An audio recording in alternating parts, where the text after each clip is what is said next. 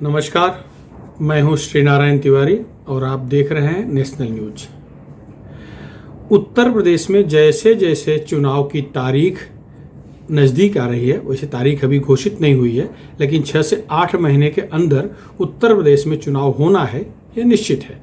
जैसे जैसे वह समय नज़दीक आ रहा है, उत्तर प्रदेश में राजनीतिक सरगर्मियां तो बढ़ ही रही हैं, साथ साथ सांप्रदायिक सौहार्द बिगाड़ने की सरगर्मी भी तेज हो गई है। सांप्रदायिक दंगा भड़काने की हर तरह की कोशिशें शुरू हो गई हैं। इसमें सर्वाधिक आनंद लेती एक पार्टी दिख रही है, वह है समाजवादी पार्टी।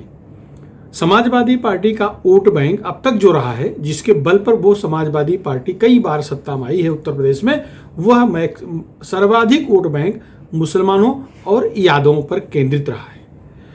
यादव, अधिकांश यादव जो सुशिक्षित हैं उनकी बात नहीं कर रहा हूं, लेकिन जो पगड़ी पर विश्वास करने वाले हैं, अपने मुखिया की पगड़ी पर जान देने की बात करने वाले हैं, इस तरह के यादव चाहे जो सामने विकल्प हो, वो समाजवादी के पार्टी के साथ बाकायदे खड़े रहे हैं जब से मुलायम सिंह यादव राजनीति में उतरे हैं। पश्चिमी उत्तर प्रदेश के यादव जी पूर्वी उत्तर प्रदेश के यादवों को उतना ही प्रभावित करते हैं जितना अपने क्षेत्र के यादव करते हैं, या यूं कहें कि यादवगण पगड़ी के नाम पर इन पर मर मिटते हैं। लेकिन अकेले यादव के बल पे सत्ता आ नहीं सकती थी, इसलिए साथ ही इन्होंने हरा कलर को पसंद कर लिया। मुसलमानों को तुष्टीकरण की राजनीति अपने शुरुआती दौर से शुरू कर दिया। जहां से ये बिलोंग करते हैं उस क्षेत्र में मुस्लिम आबादी ठीक ठाक है, लिहाजा इनका संबंध बचपन से ही मुसलमानों से अच्छा रहा होगा, इनके जो भी संबंध रहे होंगे, लेकिन राजनीति में इन्होंने उसको बाकायदे भुनाया। कई बार सत्ता में आए, मुलायम सिंह भी आए, कहने के लिए समाजवादी पार्टी है, ये समाजवाद कम परिवारवाद है। जब ये सत्ता में थे तो 36 जन एक ही परिवार के, इसी मुलायम सिंह यादव परिवार के 36 लोग विभिन्न पदों पर, मंत्री, उप मुख्यमंत्री, मंत्री, कैबिनेट मंत्री, बड़े बड़े महामंडलों के चेयरमैन, जिला परिषद अध्यक्ष, सारे क्रीम पदों पर एक ही परिवार के 36 लोग विराजमान थे। कहते हैं लेते हैं लोहिया का नाम और काम करते हैं परिवारवाद का, लेते हैं समाजवाद का नाम, काम करते हैं केवल अपने परिवारवाद का, अपने परिवार का। अगर ये संपूर्ण यादवों के कल्याण की बात करें तो भी खुशी होगी, कम से कम प्रदेश के सारे यादवों का अगर कल्याण हित हो जाए तो भी एक वर्ग, एक जाति ऊपर आ गया, ऐसा मान लिया जाता था, मान लिया जाना चाहिए। लेकिन सबका कल्याण नहीं करना, कल्याण तो इन्हें यादवों के नाम पर वोट लेना है, कल्याण तो केवल अपने परिवार का करना है, कल्याण तो केवल अपने यादव, पश्चिमी उत्तर प्रदेश के यादव करना है। पूर्वी उत्तर प्रदेश या राज्य के अन्य क्षेत्रों के यादवों को केवल ये भ्रमित करके रखे हैं यादव के नाम पर, वोट लेने के नाम पर। ये अलग बात है। पढ़ा लिखा यादव परिवार, पढ़ा लिखा यादव वर्ग इनके झांसे में कभी नहीं आया है। वो सभी भाजपा में, कांग्रेस में, अन्य सभी दलों में अपने अपने वजूद के हिसाब से, अपने अपनी योग्यता के हिसाब से हैं, वो इनके बहकावे में नहीं आए। अब इस परिवार को पता लग गया कि केवल यादव वर्ग के, यादव जात के नाम पर राजनीति नहीं हो पाएगी, तो इन्होंने सीधे मुसलमानों पर डोरा डाला और मुसलमानों के सबसे बड़े मसीहा बन के उत्तर प्रदेश में उभर गए।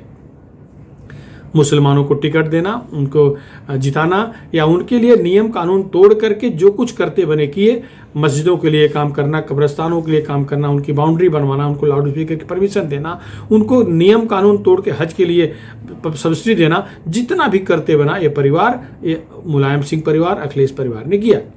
लेकिन जब से ओवैसी का प्रवेश राजनीति में अपने प्रदेश से बाहर निकल के हुआ है, तब से यह परिवार सशंकित है। अब इस परिवार को चिंता खाई जा रही है कि कहीं ये ओवैसी प्रवेश करके हमारे मुस्लिम वोट को बरगला न ले, मुस्लिम वोट को अपने पक्ष में न कर लें।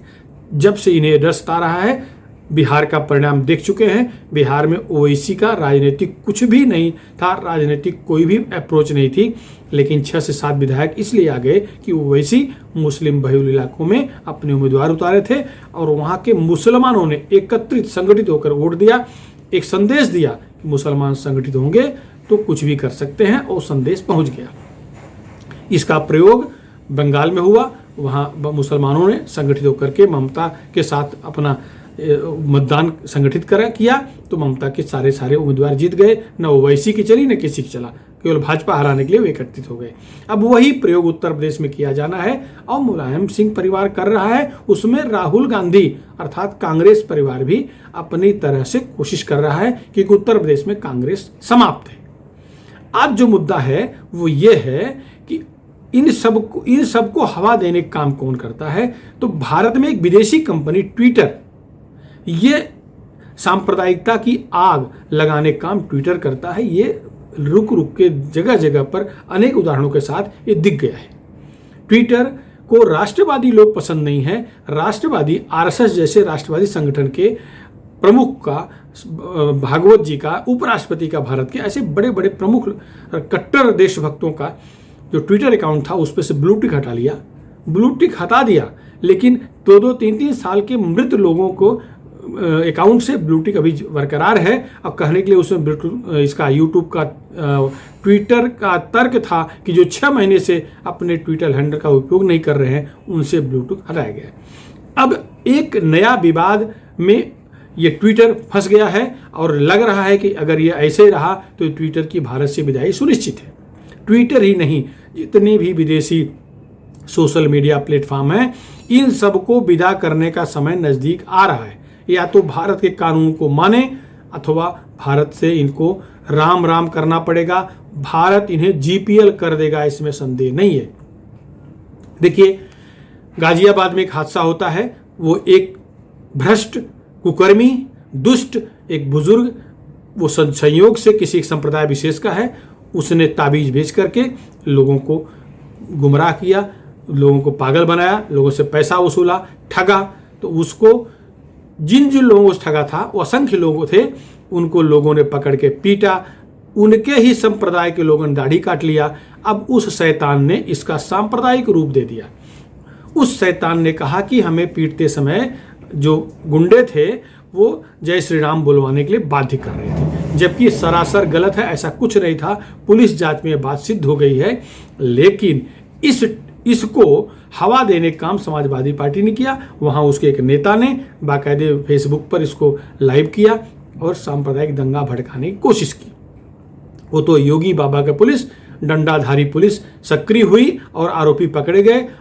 3 आरोपी गिरफ्तार हुए हैं। तीनों ने माना है कि ताबीज के झगड़े में ये सब हुआ है, इससे किसी संप्रदाय का कुछ लेना देना नहीं है। यहाँ तक कि 5 जून की घटना है, 7 जून के उस बुढ़े ने FIR कराया। बुढ़ा मैं जानबूझ कर रहा हूँ, वो शैतान है, वो बुजुर्ग कहने लायक नहीं है।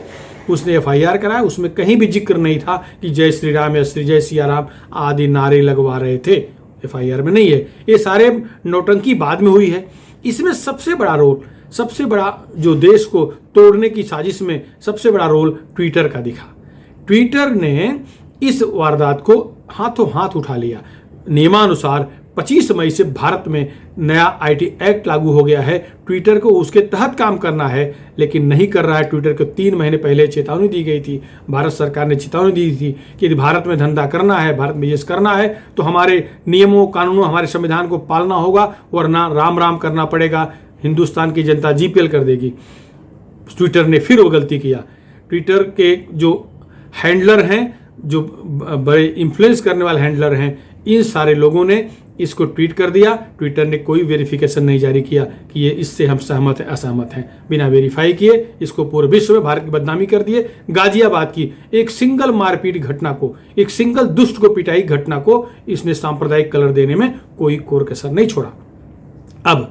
अब गाजियाबाद ग्रामीण के एसपी इराज राजा ने बाकायदे इन सब की नकेल कसने की योजना बना ली है। लोनी थाने में ट्विटर के खिलाफ, ट्विटर इंडिया और Twitter communication India private limited, ये 2 कंपनियां हैं, दोनों के खिलाफ विधिवत IPC की धाराओं के तहत मामला दर्ज किया गया है। वैसे इस पूरे कांड को, गाजियाबाद के छोटे से हादसे को, छोटी सी मारपीट को जिस तरह से सांप्रदायिक कलर देने का प्रयास किया गया, उसमें अखबार वाले भी शामिल हैं, उसमें वेब पोर्टल शामिल हैं, उसमें चैनल वाले भी शामिल हैं। अभी चैनल को भारत सरकार ने नकेल कसना नहीं शुरू किया है, लेकिन निश्चित है संदेश देने का प्रयास किया है। जैसे ट्विटर को लात मारने की कोशिश की जा रही है, वैसे चैनलों को भी लात मारने की कोशिश होनी चाहिए। ये जनता की मांग है। जो लोनी थाने में FIR दर्ज हुआ है विभिन्न धाराओं के तहत, उनमें जुबेर अहमद, राना अयूब, द वायर एक बड़ा पोर्टल है जो देशद्रोही गतिविधियों को बाकायदे भड़काता है। सलमान निजामी, मस्कूर उस्मानी, डॉक्टर समा मोहम्मद, सबा नकवी आदि समेत 9 लोगों के खिलाफ भारतीय दंड संहिता की धारा 153, 153A, 295A, 505, 120B और 34 के तहत बाकायदे IPC की धाराएं लगाते हुए प्राथमिकी दर्ज कर ली गई है और इनकी गिरफ्तारी किसी भी क्षण शुरू हो सकती है, क्योंकि पुलिस ने, योगी की पुलिस ने, जोगी बाबा की पुलिस ने डंडा लेकर ढूंढना शुरू कर दिया है।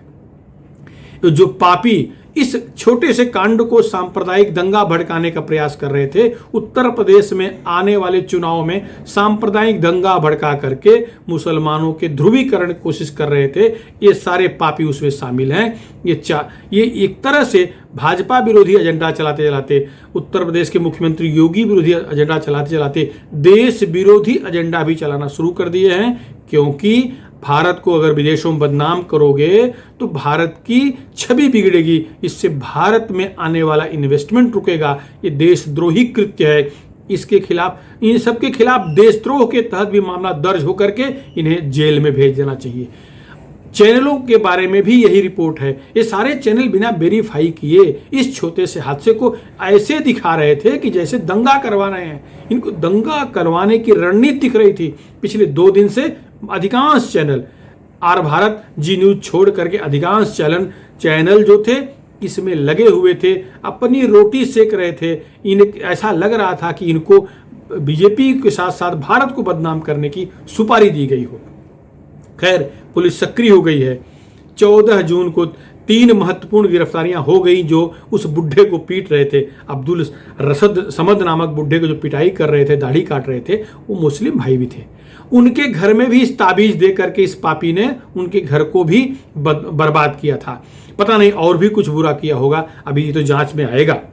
लेकिन आज मुद्दा यह है कि ट्विटर ने इन सब षड्यंत्र को बढ़ावा क्यों दिया।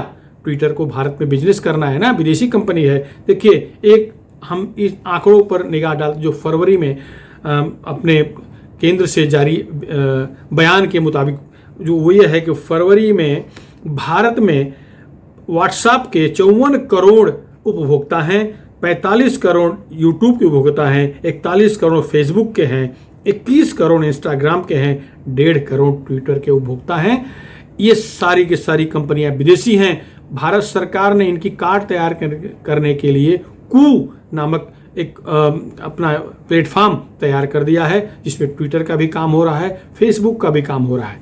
लेकिन अभी हमारे लोग इन सारे प्लेटफॉर्म को इन सारे प्लेटफॉर्मों से इतने अभ्यस्त हो गए हैं कि कू की तरफ नहीं आ पा रहे हैं।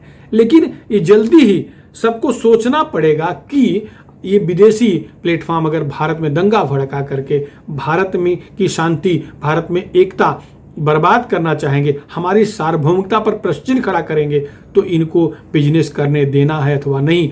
हम सब अगर तय कर लें कि इनसे दूर हो जाएंगे तो एक दिन ये अपने आप शून्य हो जाएंगे। इस पर विचार करने का समय आ गया है। इन्होंने भारत के कानून को मानने से इनकार कर दिया एक तरह से। जब इन्हें कहा गया था कि भारत के नियमानुसार ही आपको ये करना है, बिना वेरीफाई किए कोई भी चीज को आपको सार्वजनिक नहीं करना है, फिर कैसे कर दिए। गाजियाबाद में क्या सांप्रदायिक दंगा हुआ था? क्या सांप्रदायिकता थी? जब पुलिस जांच में इवन सारे आरोपी, इवन वो बुढ़ा भी पहले नहीं कहा था, वो तो समाजवादी बहकावे में आकर के ऐसा बयान दिया कि दाढ़ी काटी गई, जंगल में ले जाया गया। जब सच्चाई ये थी, वो परवेज के घर में खुद गया था, वहां पर इसी कुटाई हुई है। कुटुम्बस कार्यक्रम वहां हुआ है, ये खुद इसको बुलाए थे, उनसे पैसा लिया था, लेकिन कलर देना चाहा सांप्रदायिकता का। जब सांप्रदायिकता से दूर दूर रिश्ता नहीं है। इसको हवा देने का काम राहुल गांधी भी कर रहे हैं, अखिलेश यादव कर रहे हैं। इन सबको तो अपनी राजनीतिक रोटियां सेकनी है, वो वैसे ही कर रहे हैं। उनको तो केवल मुस्लिम दिखता है, उनको हिंदुत्व या हिंदुस्तान इससे कुछ लेना देना नहीं। लगता है कि उनको केवल और केवल आतंकवाद को ही बढ़ावा देने में रुचि लग रही है। लेकिन जो भी है, भारत सरकार कठोर कदम उठाने जा रही है। हम सराहना करते हैं भारत सरकार का और चाहते हैं कि इन्हें नकेल कस के जल्द से जल्द सलाखों के पीछे डाला जाए।